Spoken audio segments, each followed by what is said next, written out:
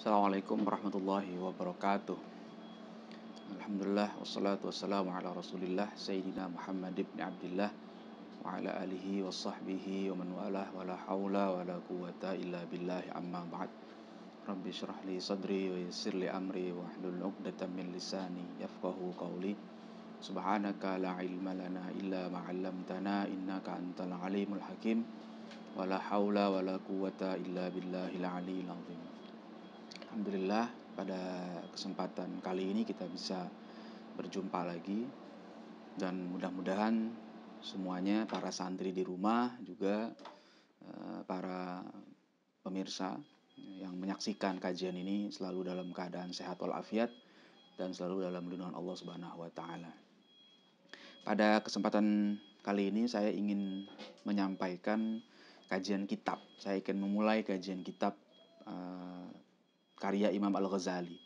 Nama kitabnya adalah kitab Bidayatul Hidayah, yang kemudian saya merujuk pada syarahan dari Syekh Nawawi Al-Bantani dalam kitabnya Maraqil Ubudiyah, ya. Jadi saya hanya menyampaikan apa yang dua ulama ini jelaskan dalam karya mereka, yaitu kitab Bidayatul Hidayah karya Imam Al-Ghazali. Ya, karya ini sangat penting ya untuk umat Islam pahami, ya, kemudian amalkan. Imam Ghazali itu punya karya banyak, ya, punya karya puluhan, bahkan ada yang mengatakan sampai ratusan. Dan Bidayatul Hidayah ini adalah salah satu karya yang paling awal yang mesti dipelajari oleh umat Islam, ya, sebelum masuk kepada karya-karya yang lainnya, ya, apalagi sampai ke nanti kitab fenomenal beliau, ya, yang bernama Ihya Ulumuddin. Nah, sesuai dengan namanya, Bidayatul Hidayah ini adalah bidayah, jadi permulaan, ya. Al-hidayah, ya, hidayah maksudnya adalah ini langkah awal jika kita ingin berjalan, ya, di jalan Allah, di jalan hidayah sesuai dengan petunjuk para ulama yang beliau dapatkan dari para nabi tentu saja, ya, dari Al-Quran dan hadis, ya, sesuai yang diajarkan oleh Allah dan Rasulnya. Maka ini menjadi penting untuk kita. Kitab ini dasar, tapi isinya luar biasa karena mengandung hal-hal yang penting. Kalau boleh dikatakan, ilmu fardu ain ini sudah dibahas dalam kitab Bidayatul Hidayah yang kemudian disyarahkan oleh Syekh Nawawi Al-Bantani dalam kitab Maraqil Ubudiyahnya. Pembahasannya nanti kalau secara umum, saya sebelum masuk kepada penjelasan, ini akan dibahas masalah ilmu dulu, ya. Jadi memang bagaimanapun juga sebelum kita beramal, kita harus awali dengan ilmu. Kemudian setelah masuk pada pembahasan ilmu, lalu ada pembahasan penjelasan tentang hidayah dan takwa. Nah, disitulah setelah ilmu dijelaskan, kemudian masuk ke takwa. Nah, takwa ini isinya adalah amaliyah zahir, ya, takwa zahir, ya, dengan adab-adabnya. Nah, ini yang membedakan pembahasan dalam kitab Imam Ghazali dengan kitab fikih pada umumnya. Ya, kitab fikih pada umumnya membahas masalah hukum saja, tapi kalau dalam kitab Bidayatul Hidayah ini Imam Ghazali membahas termasuk hukumnya, syaratnya, rukunnya, tapi ada adab-adabnya juga. Nanti akan kita lihat pada pembahasan-pembahasan berikutnya, adab bangun tidur, adab ke kamar mandi, adab di rumah, adab di masjid, adab di pagi hari, dan seterusnya. Itu juga masuk kepada maksiat zahir, nanti dibahas. Maksiat zahir seperti apa? Ya, nah setelah itu baru masuk kepada pembahasan taat batin. Ya, ada maksiat batin, ya, dibahas juga ada taat batin, ya, dan ini penting untuk kita pahami. Dan ini menunjukkan sekaligus bahwa orang yang mengkaji tasawuf itu, dia tidak melepaskan diri dari syariat. Tasawuf itu sangat memperhatikan syariat, kecuali tasawufnya tasawuf yang palsu, yang meninggalkan syariat. Jadi jika ada orang yang mengatakan bahwa kalau belajar tasawuf itu meninggalkan syariat, maka harus ditanya dulu tasawuf yang seperti apa. Kalau tasawuf yang diajarkan oleh para ulama yang lurus seperti Imam Ghazali ini, maka dia tidak akan pernah meninggalkan syariat. Justru tasawuf ini mengajak kita mengamalkan syariat, kemudian meningkatkannya dengan adab yang tinggi. Makanya Kalau sesuai dengan definisi tasawuf yang disampaikan oleh Profesor Al-Attas, tasawuf itu adalah i'malus syariah fi maqamil ihsan.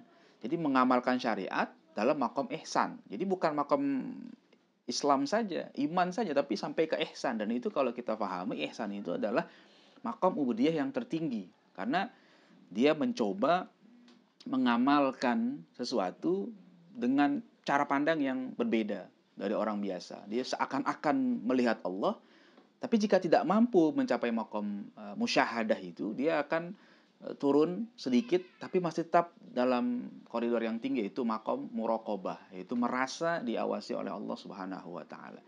Itulah pentingnya kita mengkaji kitab Bidayatul Hidayah ini, sekaligus membuktikan bahwa ajaran tasawuf itu adalah ajaran yang sangat memperhatikan masalah syariat, kemudian dibingkai dengan adab yang baik sehingga nanti mencapai makam ihsan. Dan itulah yang dikatakan hakikat yang sebenarnya, bukan hakikat yang lepas dari syariat. Baik, kita akan mulai kajian kali ini di awal. Saya rencananya akan melanjutkan kajian ini terus-terusnya, mudah-mudahan sampai khatam. Ya, ada hikmahnya juga. Ya, kita sekarang ini ada musibah corona sehingga tidak bisa tatap muka, tapi itu tidak menghalangi kita untuk terus menuntut ilmu. Ya ini insya Allah mudah-mudahan diberikan kesehatan, kita lanjutkan seterusnya ya. Kita akan mulai bab pertamanya. Bismillahirrahmanirrahim. Saya akan awali dengan pembukaan dari Imam Al-Ghazali. Ya, yang di rumah santri-santri bisa sambil menyimak. Ya, ada kitabnya, bisa dibuka kitabnya. Ya, atau catatan-catatannya yang pernah disampaikan juga bisa dilihat lagi. Ya, mudah-mudahan ini menjadi pengingat untuk kita terus menjaga ilmu dan berusaha untuk mengamalkannya. Juga sahabat-sahabat di rumah bisa juga sambil melihat, karena kitab ini sudah banyak terjemahannya di mana-mana, bisa dibeli. Jadi kalau ingin menyimak dengan bukunya juga bisa beli terjemahan buku ini. Kalau yang belum paham bahasa Arab bisa membeli terjemahan kitab Bidayatul Hidayah karya Imam Al-Ghazali. Bismillahirrahmanirrahim. Qala Syekhul Imamul Alim Al-Allamah Hujjatul Islam wa Barakatul Anam Abu Hamid Muhammad bin Muhammad Al-Ghazali At-Tusi qaddasallahu ruhahu wa nawwara dharihahu amin.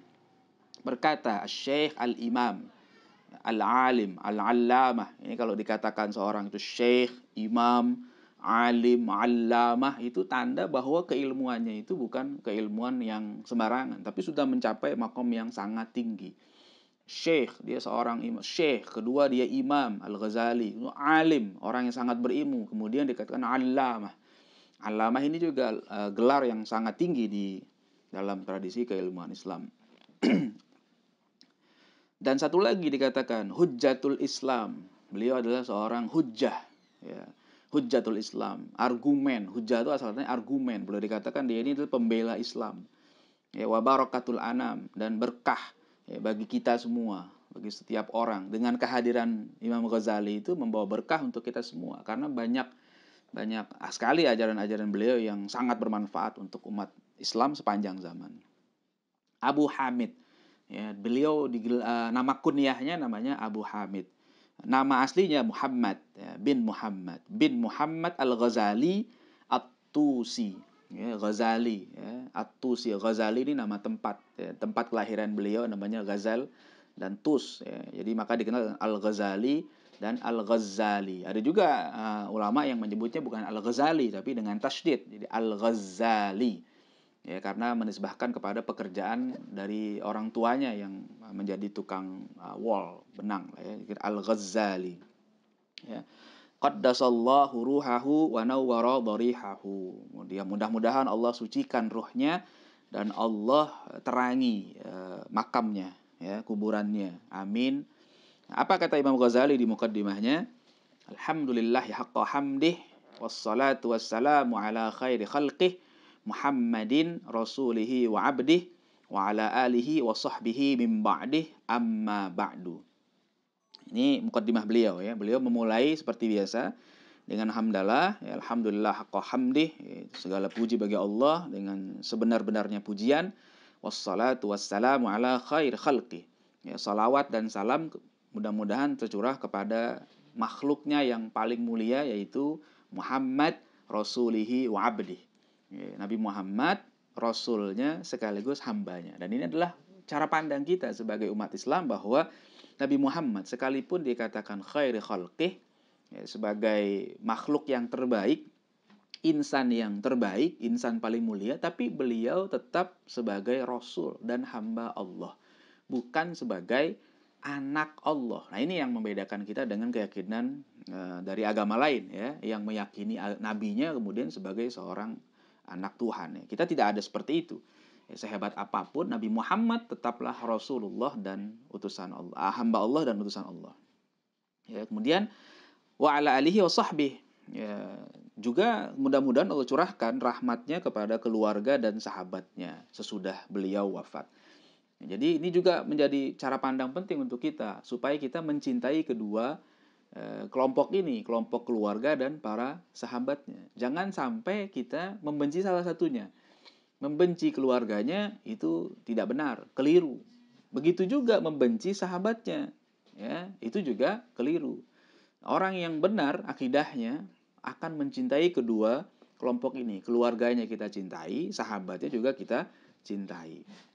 Jadi kalau ada orang atau satu kelompok yang mengajak kita ikut kajian tapi membenci salah satunya, apakah membenci keluarga Nabi atau membenci sahabat Nabi, maka tidak perlu diikuti. Kenapa? Karena sudah jelas kekeliruan dari kelompok itu. Tapi kalau kita sebagai umat Islam dengan mazhab Ahlus Sunnah wal Jamaah mencintai keluarga Nabi juga sahabat Nabi. Amma ba'du. Adapun sesudah itu, Imam Ghazali mengingatkan kepada kita, fa'lam ayyuhal harisul muqbil ala iktibasil ilmi. Ya, ini kata Imam Ghazali nih, diawali. Ini penting peringatan ini untuk kita perhatikan, ya. Apalagi setiap penuntut ilmu, karena ini yang menjadi awalan. Ya, kalau seandainya kita lupa peringatan ini bahaya untuk langkah berikutnya. Mengatakan, ketahuilah, wahai orang yang semangat, ya, untuk maju mencari ilmu. Ya, kita dalam rangka menuntut ilmu. Ya, di mana saja yang namanya menuntut ilmu itu tidak harus di sekolah, tidak harus di kampus, tidak harus di pesantren atau apa. Menuntut ilmu sifatnya luas. Makanya kewajiban kita itu thalabul ilmi. Ya, jadi tidak dibatasi, yang namanya pendidikan itu hanya di sekolah saja, tidak dibatasi ruang. Tapi di mana saja kita bisa mendapatkan ilmu. Tapi yang harus dia ingat adalah apa? Ini pesan Imam Ghazali. Orang yang sedang semangat, ingin maju, menuntut ilmu, ya, al-mudhhir min nafsihi sidqar raghbah wa fartat ta'attushi ilaihi. Kemudian dia menampakkan keinginan yang benar, ya, dia betul-betul serius, ya, untuk mendapatkan ilmu tadi, ya. Imam Ghazali mengingatkan kita, ya, apa? Annaka. Nah, ini penting. In kunta taqsidu bi talabil ilmi al munafasah wal mubahah wal taqaddum 'alal aqran wastimalata wujuhin nasi ilaika wa jam'a hutamid dunya fa anta sa'in fi hadmi dinika wa ihlaki nafsika wa bai'i akhiratika bidunyaka. Nah, ini penting. Kalau di pesantren kami di At-Taqwa, tulisan ini sengaja kami pasang di depan dekat pintu gerbang, ya, supaya orang yang masuk itu melihat kata-kata Imam Ghazali ini, pesan penting Imam Ghazali tentang apa? Tentang niat menuntut ilmu yang benar. Apa katanya? Annaka in kunta taqsidu bi talabil ilmi. Jika kamu, ya, bertujuan dengan menuntut ilmu, al-munafasah, ya, untuk berkompetisi, berlomba-lomba, main unggul-unggulan lah kalau kata kita. Wal mubahah, dan ingin membangga-banggakan diri. Ya, terus apalagi yang ketiga? Wat taqaddum 'alal aqran, ingin maju sendirian dibandingkan teman-temannya. Ya, jadi pintar sendiri kalau kata kita. Tidak ingin berbagi ilmu dengan orang lain, apalagi ingin mengamalkan, ya, bersama-sama yang lain. Dia ingin sendirian saja di puncak tanpa peduli kepada orang lain. Wastimalata wujuhin nasi ilaika, dan kemudian niat lagi apa? Ingin memalingkan wajah orang supaya memperhatikan dia. Ya, kalau boleh dibilang sekarang ini ingin mencari popularitas. Ya, ingin supaya orang puji dia. Ya, kalau zaman media sosial seperti sekarang ini ingin mencari banyak follower. Nah, kalau kira-kira seperti itu. Ya, jadi sekarang ini kan ada media sosial yang dimanfaatkan sehingga orang makin banyak yang like dia, terus yang memfollow dan subscribe lah kira-kira ya. Semakin banyak. Ini penting buat kita semua, termasuk buat saya sendiri juga menjadi peringatan. Nah, jangan sampai niat ini ada pada diri kita. Apalagi wa jam'a hutamid dunya. Kemudian niatnya apalagi misalnya jam'a hutamid dunya. Ingin mengumpulkan ya materi duniawi. Ya pengen dapat uang banyak, ya pengen dapat pangkat, jabatan di sisi penguasa dan sebagainya. Ya tujuan-tujuan duniawi lah kira-kira, ya materialisme kalau gak bahasa sekarangnya.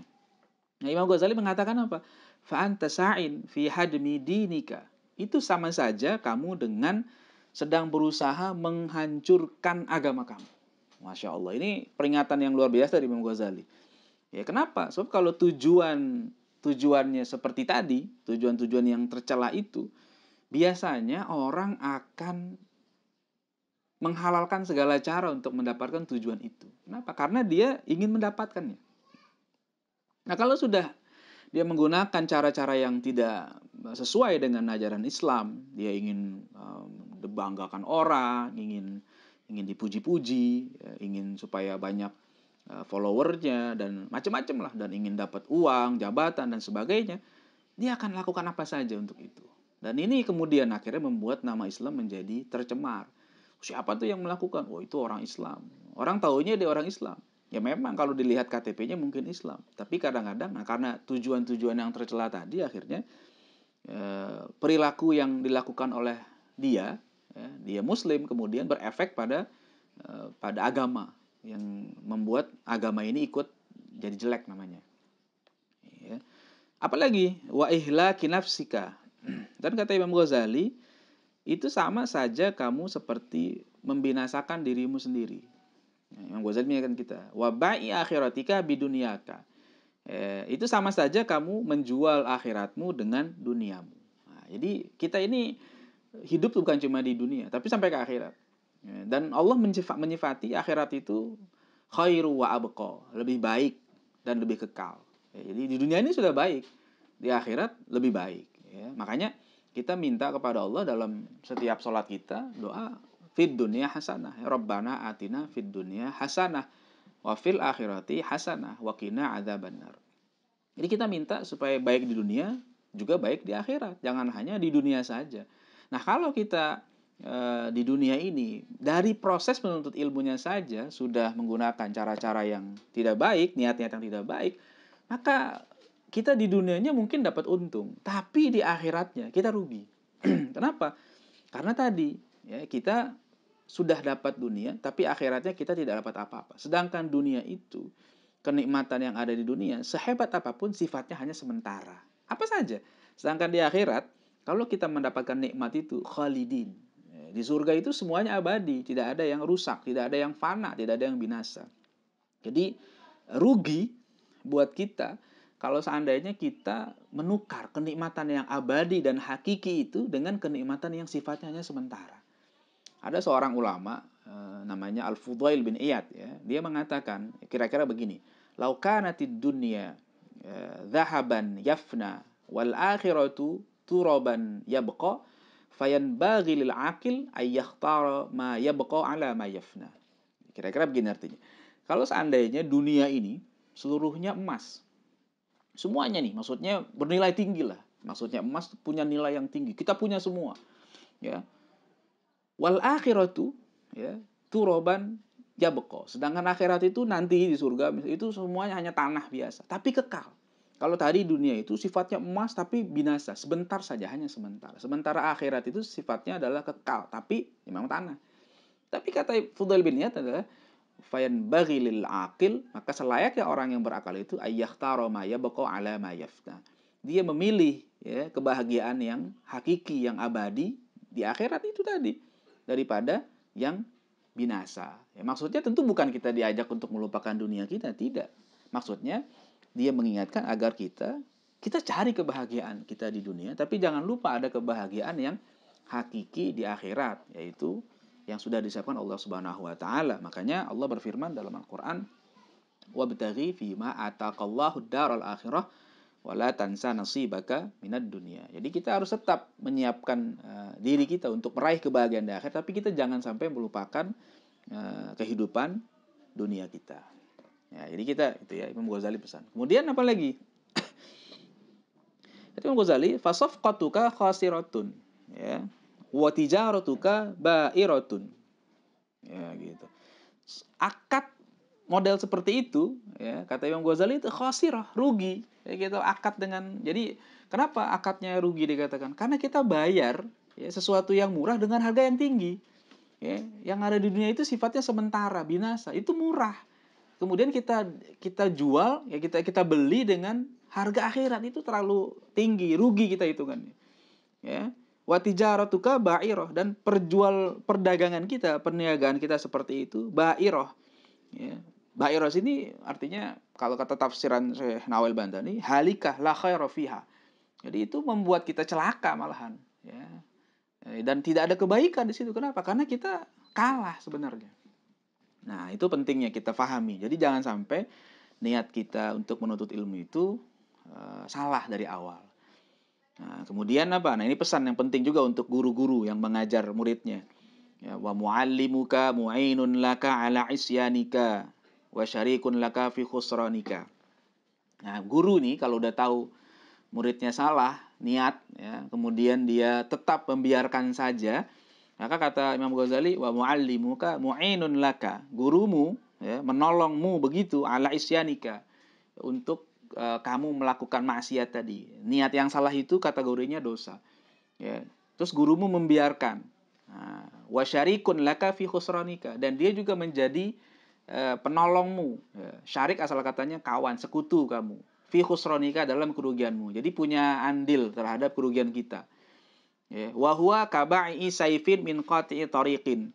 Dia guru yang seperti itu, yang membiarkan muridnya niatnya salah, ya, terus saja, itu kaba'i saifin min qati'i tariqin. Seperti penjual pedang kepada orang yang akan membegal. Nah, kita tahu nih, begal itu kalau diberikan pedang atau senjata, itu pasti digunakan untuk yang tidak baik. Nah, sementara kita, jadi guru misalnya, kita tahu murid kita niatnya tidak baik, lalu kita tetap ajarkan dia ilmu.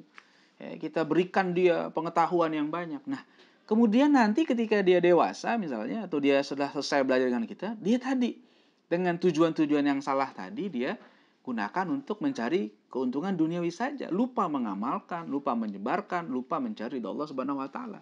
Nah, dosa dia itu akibat dosa gurunya juga. Makanya tugas kita sebagai guru mengingatkan sejak awal kepada murid-murid kita, jangan sampai salah niat ketika belajar. Jadi kalau ada murid-murid yang salah niat di awal, nah kita harus luruskan bahwa niat tertinggi dari kita menuntut ilmu itu adalah untuk meraih ridha Allah Subhanahu wa taala. Kalau Allah sudah ridho, nanti semua yang kita inginkan itu akan datang sendiri. Ya, jadi jangan sampai kita biarkan.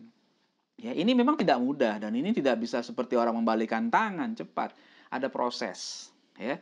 Tapi awalnya mungkin belum paham, awalnya belum mengerti tentang keikhlasan, masih belum bisa sepenuhnya. Nggak apa-apa, nggak masalah. Tapi seterusnya dia berjalan dibimbing oleh guru yang benar, nanti dia akan ikhlas. Ya, para ulama menggambarkan begitu. Imam Ghazali pun menggambarkan begitu. Dan apa yang beliau tulis di sini itu sudah menjadi bukan hanya pengetahuan beliau tentang makna keikhlasan, tapi pengamalan dan pengalaman beliau yang pernah mengalami masa-masa seperti itu. Ya. Jadi kita harus penting menjaga niat kita ketika masih belajar ini. Ya. Kama qala sallallahu alaihi wasallam, sebagaimana sabda Nabi SAW, man a'ana ala ma'siyatin walau bisyatri kalimatin kana syarikan lahu fiha. Ya, barang siapa yang menolong satu perbuatan maksiat meskipun hanya dengan setengah kata, maka dia menjadi sekutu dalam perbuatan maksiat itu. Jadi kalau seandainya, kalau bangsa kita misalnya, kalau di contohnya gini, kalau di kitab misalnya, dalam bahasa Arab kita menyuruh orang untuk membunuh, uktul, kalimatnya uktul, ya. Terus kita nggak mengucapkan uktul, cuma mengucapkan itu setengahnya saja, maka itu sudah ikut dosa. Padahal setengah kata, apalagi jelas. Jadi maksudnya di sini adalah Imam Ghazali mengingat kita, kalau kita menjadi murid, sejak awal niatkan yang benar. Nah, kalau belum benar, nah guru itu punya tugas, punya kewajiban untuk membimbing muridnya supaya niatnya benar. Ya, niatnya benar, jangan sampai niatnya salah. Kalau niatnya salah, gurunya tanggung jawab. Membiarkan niat itu salah. Harus diingatkan terus. Meskipun tidak sekali jadi. Ya, tapi dia sudah menanamkan pentingnya niat yang baik untuk menuntut ilmu. Itu yang penting. Ya, nanti sesuai dengan perjalanan waktu, insya Allah akan dapat sendiri. Keikhlasan itu akan tumbuh perlahan-lahan. Ya. Pengalaman para ulama, Imam Ghazali mengatakan begini, talabnal ilma li ghairillah fa'abal ilmu ayyakuna illa lillah. Ya, kata Imam Ghazali, kami dulu pernah nuntut ilmu li ghairillah, bukan karena Allah. Ternyata apa hasilnya? Fa'abal ilmu ayyakuna illa lillah. Ternyata ilmu itu tidak mau hadir kepada kita kecuali hanya karena Allah. Tafsiran ini oleh Imam Nawawi dalam kitabnya disebutkan bahwa maksud dari kata-kata ini adalah memang proses ikhlas itu tidak mudah. Jadi awalnya seandainya kita menuntut ilmu itu belum ikhlas sepenuhnya, tapi kalau terus belajar pelan, kita sabar di bawah bimbingan guru dan gurunya pun betul mengarahkan kita ya dengan arahan yang baik ya, maka insya Allah keikhlasan itu akan tumbuh. Kenapa? Karena pada hakikatnya ilmu itu akan selalu bersama keikhlasan. Kalau dia tidak ada keikhlasan, ilmu itu akan pergi. Kalaupun ada, ilmu itu menjadi tidak bermanfaat. Ya, kemudian Imam Ghazali mengingatkan, ya, wa in kanat niyatuka wa qasduka wa bainaka wa bainallahi ta'ala min talabil ilmi al hidayah dunna mujarradi riwayah fa abshir. Ya, jika niatmu, tujuanmu antara kau dan Allah ya, dari aktivitas menuntut ilmu ini apa al hidayah, nah, untuk mendapatkan hidayah. Ya, jadi kalau boleh dibilang memang hidayah itu harus kita jemput. Ya, jangan kita diam saja di rumah. Ya, pengen dapat ilmu tapi di rumah saja tidak mau beraktivitas. Ya, kalau zaman sekarang mungkin kita sedang kondisinya sedang lockdown lah gitu ya, karena ada wabah ya, sehingga ya, kita tidak bisa kemana-mana. Tapi masih ada kesempatan, alhamdulillah di zaman modern ini banyak media sosial kita gunakan, kita bisa tetap mendapatkan ilmu. Ya, kalau kata kaidah usul fikih itu kan, kaidah fikih ya, ma la yudraku kulluhu la yutraku kulluhu. Jadi kalau tidak bisa dicapai semuanya, jangan ditinggal semuanya. Kita tidak bisa nih aktivitas menuntut ilmu seperti biasa, keluar jauh. Sekarang adanya lewat kajian-kajian online seperti ini, ya nggak apa-apa, alhamdulillah, itu dimanfaatkan. Tapi nanti kalau sudah normal keadaannya, jangan terus-terusan begini juga. Ini sebagai tambahan bagus, tapi tetap harus kita bermajelis kepada para ulama yang soleh, supaya mereka bisa membimbing kita. Kenapa? Ada hal-hal yang memang harus didapatkan dengan duduk bersama para ulama itu ya. Jadi kata Imam Ghazali, kalau kita tujuan menuntut ilmunya itu untuk mendapatkan hidayah, duna mujarradir riwayah, bukan semata-mata kita mendapatkan riwayah. Ya, kalau dulu begitu istilahnya. Jadi riwayah ini maksudnya sudah mendapatkan pengetahuan saja, mendapatkan hafalan saja banyak. Bukan itu. Ya. Makanya para ulama mengatakan laisal ilmu bikathratir riwayah. Ya. Ilmu itu bukan main banyak-banyakan riwayat. Ya kalau sekarang banyak hafalan, hafalan ini, hafalan itu, hafal Qur'annya bagus, itu bukan tidak bagus. Tapi bukan hanya hafalan. Hafal hadis bagus, tapi kalau hanya berhenti pada hafalan itu akan bahaya. Makanya ilmu itu, tapi apa kata para ulama? Laisal ilmu bikathratir riwayah wa innal ilmu al khasyah. Ilmu itu hakikatnya adalah harus menimbulkan khasyah, takut kepada Allah Subhanahu wa taala. Kalau seandainya dia banyak hafalannya, Qur'annya hafal banyak, hadisnya hafal banyak, dan yang lain semua dia kuasai, tapi dia tidak semakin takut kepada Allah Subhanahu wa taala, maka itu tidak menjadi ilmu yang bermanfaat. Nah, kita di sini belajar untuk mendapatkan hidayah dari Allah duna mujarradir riwayah. Bukan sekedar kita mengumpulkan maklumat saja, bukan mengumpulkan wawasan saja, pengetahuan saja, hafalan saja, tidak. Nah, kalau begitu tujuannya, kata Ibnu fa'absyir, maka berbahagialah, bergembiralah. Kenapa? Fa innal malaikata tabsutulaka ajnihataha idza masyaita. Nah, jadi kata Imam Ghazali, itu malaikat ya. Kalau ada orang menuntut ilmu dengan niat yang baik seperti tadi, itu akan menghamparkan sayap-sayapnya ketika kita melangkahkan kaki untuk menuntut ilmu. Saya sering sampaikan kepada kawan-kawan, kalau lagi pengajian, orang-orang yang masuk kelompok selebritis itu sangat bangga kalau jalan di atas red carpet, ya, di atas karpet merah. Sekarang kita nih, ya, kita penuntut ilmu dengan niat yang ikhlas tadi. Itu kita bukan lagi jalan di atas karpet merah, tapi kita jalan di atas hamparan sayap malaikat. Luar biasa. Makanya sebenarnya orang yang ingin berjalan ke majelis ilmu itu harusnya semangat. Tidak boleh lemas, tidak boleh malas, tidak boleh, aduh kayak capek banget nih. Ya, malas banget nih, enakan di rumah. Enggak. Kenapa? Dia sedang Allah berikan kemuliaan yang luar biasa. Malaikat pun sampai menghamparkan sayapnya. Dalam arti sangat memuliakan para penuntut ilmu yang betul-betul ikhlas menuntut ilmunya. Apalagi wahitanul bahri wahitanal bahri tastaghfiru laka idza sa'aita.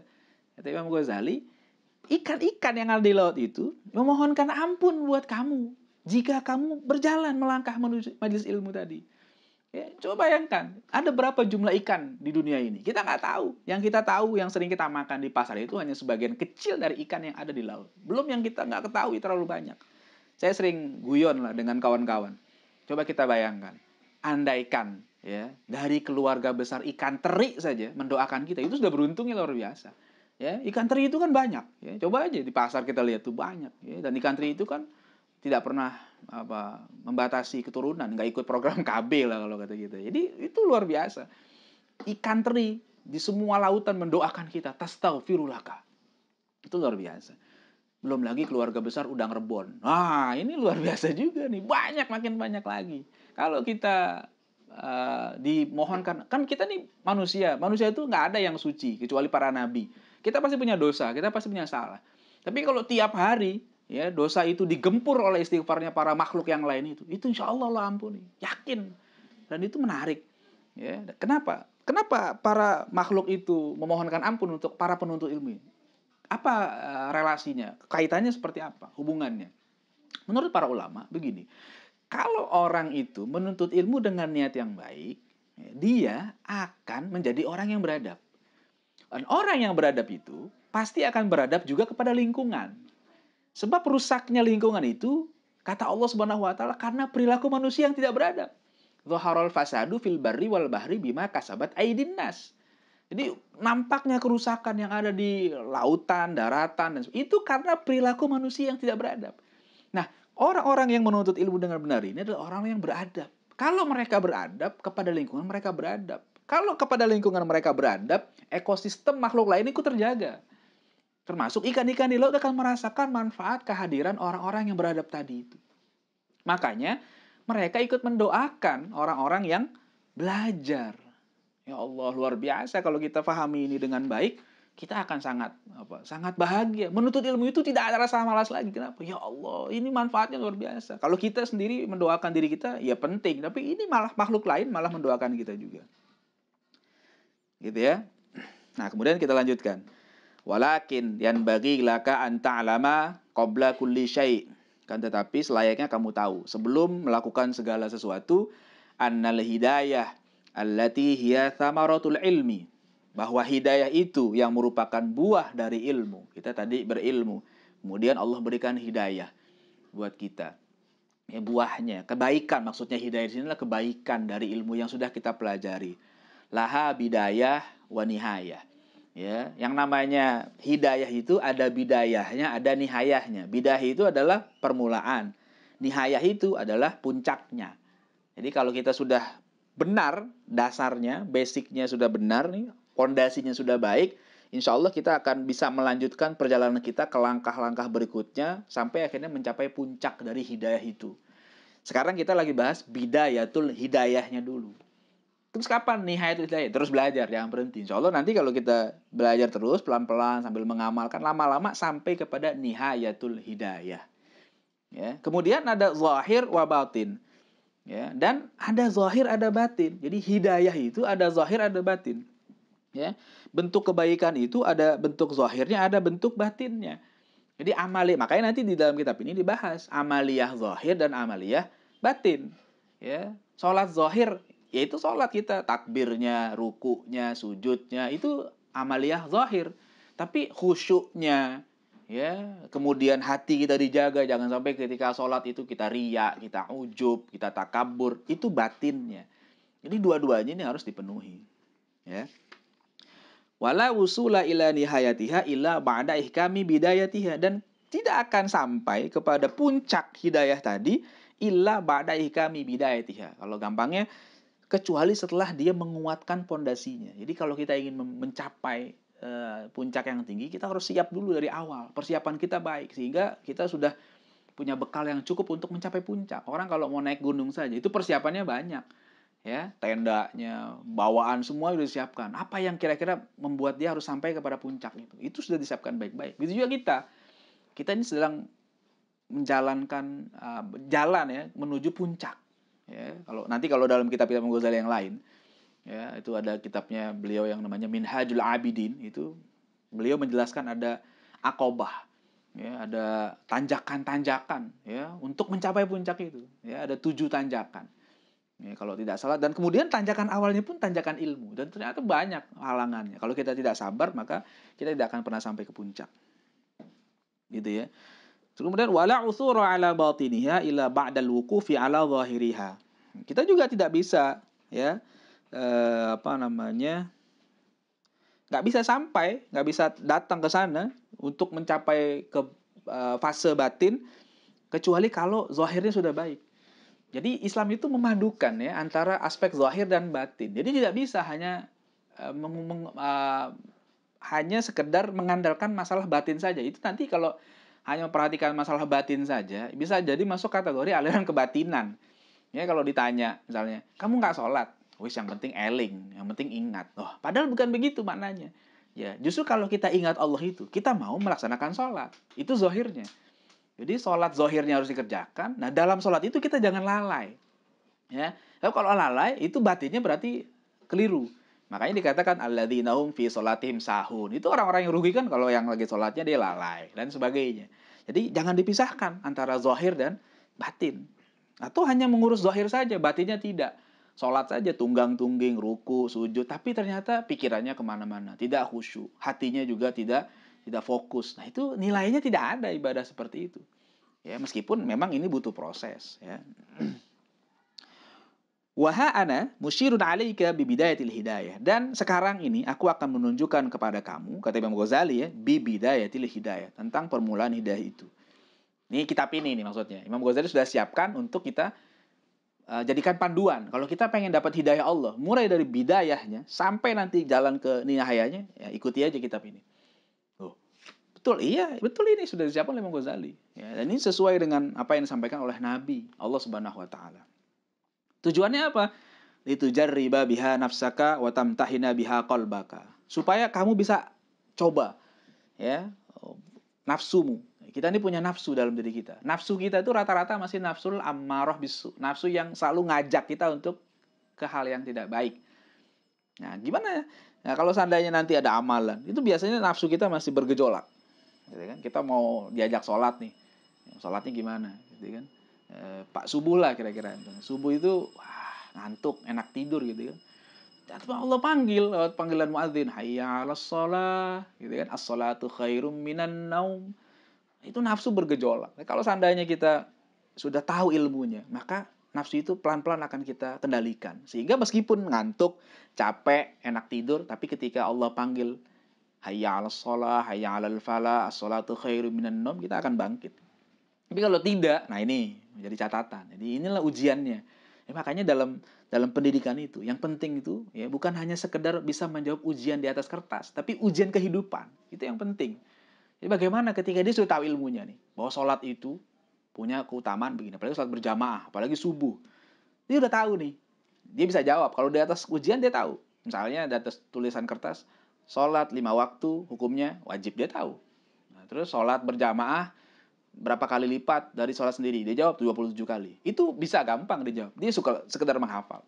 Tapi ketika mengamalkannya bagaimana? Ini tantangannya.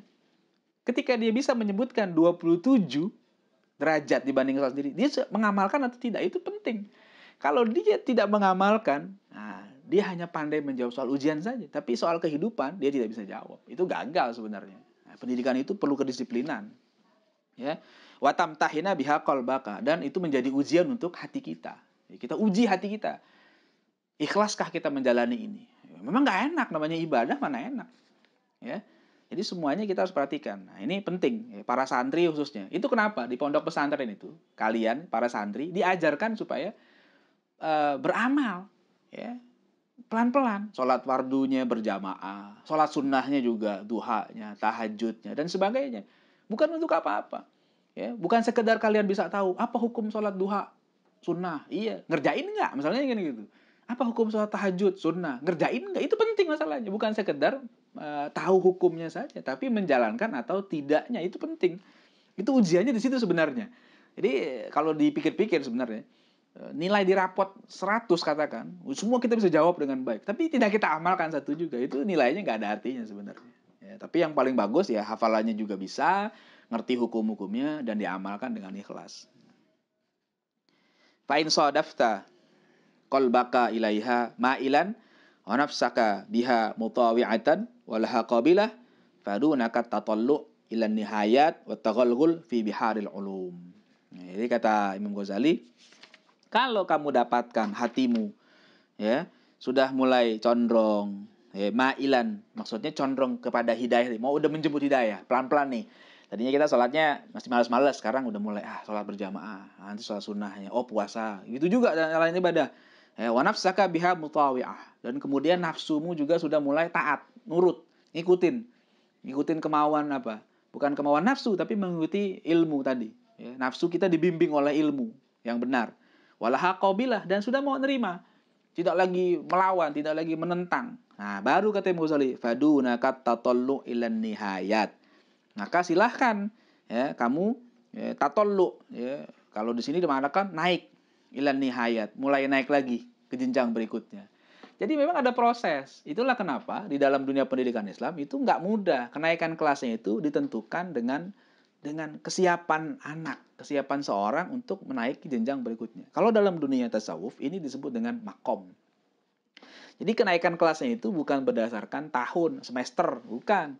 Kenapa? Sebab tiap anak kesiapannya berbeda-beda. Tiap orang berbeda-beda. Ada orang yang dalam waktu sebulan atau 2 bulan dia sudah siap ya, naik kelas. Dalam arti naik ke jenjang berikutnya, perjalanan spiritual yang lebih tinggi dari sebelumnya. Ya sudah, dia bisa naik. Gurunya sudah melihat dia anak ini sudah layak, boleh naik. Tapi ada orang yang sudah lama belajar tapi dia tidak siap-siap juga. Kenapa? Karena mungkin dia malas. Dia tidak mau menjalankan, ya. Dia cuma sekedar hafal saja tapi tidak mau mengamalkan dengan baik. Maka dia tidak boleh naik ke jenjang berikutnya. Dia harus tetap ada di jenjang yang awal tadi. Kenapa? Yang bidayah saja dia belum baik. Bagaimana mau naik ke jenjang berikutnya? Nah, ini kalau mau ideal sebenarnya begitu. Dan ini butuh disiplin tinggi. Kalau tidak, susah juga. Itu yang kita coba usahakan pelan-pelan, ya. Nah, wa in sodafta qalbaka in muwajahatika iyyaha biha musawwifan wa bil amali bimuqtadaha mumatilan fa'lam anna nafsakal ma'ilah ila talabil ilmi hiyan nafsul ammaratu bisu. Kata Imam sebaliknya, jika kamu dapatkan hatimu itu ketika menghadapi hidayah tadi masih musawwifan, masih menunda-nunda, entar nanti gitu kan. Wa bimuqtadahu mumatilan, dan masih ya menunda-nunda samalah terhadap amalan. Apa yang dituntut oleh ilmu tadi dia masih menganggapnya masih ada waktu, masih ada kesempatan, tidak bergegas untuk menunaikan amanah ilmu tadi. Nah, kata Imam Ghazali itu apa? Fa'lam, kalau begitu ketahuilah anna nafsakal ma'ilah ila talabil ilmi hiya nafsul amaratu bisu. Bahwa nafsumu untuk menuntut ilmu itu sebenarnya masih kategori nafsu amarah bisu. Nafsu yang mengajak untuk kita berbuat yang tidak baik. Jadi ini penting. Ya, makanya jangan sampai kita nuntut ilmu tapi ternyata nafsu kita masih nafsu yang tidak baik. Terus saja. Nah, itu tidak baik. Tidak benar. Makanya proses pertama yang dilakukan oleh para penuntut ilmu, ya semua nih para santri, kita semualah. Kalau kita ingin mendapatkan ilmu yang bermanfaat, maka yang harus dilakukan adalah tazkiyatun nafsi. Ya, sucikan jiwa kita dulu. Dari apa? Dari kotoran. Ya, dari tujuan-tujuan yang tercela. Ya, baru nanti itu kita bisa masuk ke dalam proses yang berikutnya, yang lebih jauh lagi. Itu kenapa di dunia pesantren dulu tuh, anak-anak yang masuk belajar kepada kiai, itu kadang-kadang nggak langsung disuruh belajar, nggak langsung suruh baca kitab, diajar enggak. Kadang-kadang disuruh khidmat dulu. Ya, ada yang zaman dulu suruh nimbak sumur, ada yang suruh ngepel, suruh nyapu, macam-macam. Kenapa? Itu bukan tanpa tujuan. itu punya tujuan supaya si anak menghilangkan sifat-sifat tercela dalam dirinya. Jangan sampai ada sifat sombong, jangan sampai ada sifat malas. Jadi itu dulu diuji. Nanti ketika gurunya sudah melihat anak ini sudah baik akhlaknya, adabnya sudah baik, jiwanya sudah benar, ya sudah siap menerima ilmu, baru dia siapkan. Saya ambil gambaran contoh. Ini misalnya wadah air, gelas ya. Hati kita itu kayak gelas ini, kayak botol ini, maaf. Botol ini kenapa bisa diisi air dan menampung dan bisa kita minum airnya? Kenapa? Karena botolnya bersih.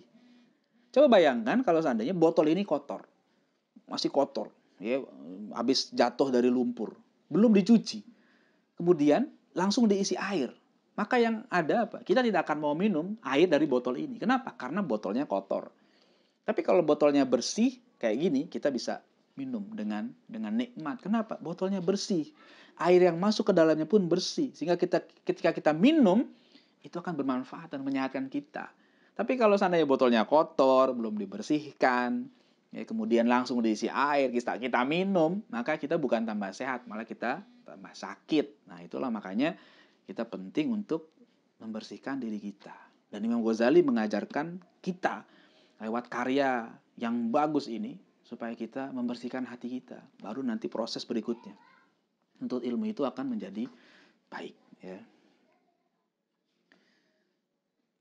Wa qad intahadat muti'atan li syayatinil la'in liyudliyaka bihabli ghururihi fayastadrijaka bimakidatihi ila ghamratil halak, dan seterusnya. Nah, mungkin insyaallah kita lanjutkan di pertemuan berikutnya karena ini masih panjang bahasannya.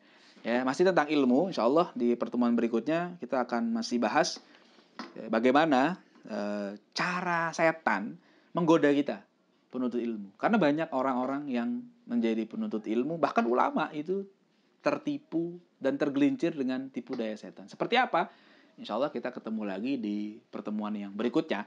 Seri kedua dari kajian kitab Bidayatul Hidayah ini. Mudah-mudahan apa yang kita kaji pada hari ini menjadi ilmu yang bermanfaat buat kita semua dan bisa kita amalkan buat semuanya, para santri semuanya, juga para jamaah yang menonton dari rumah.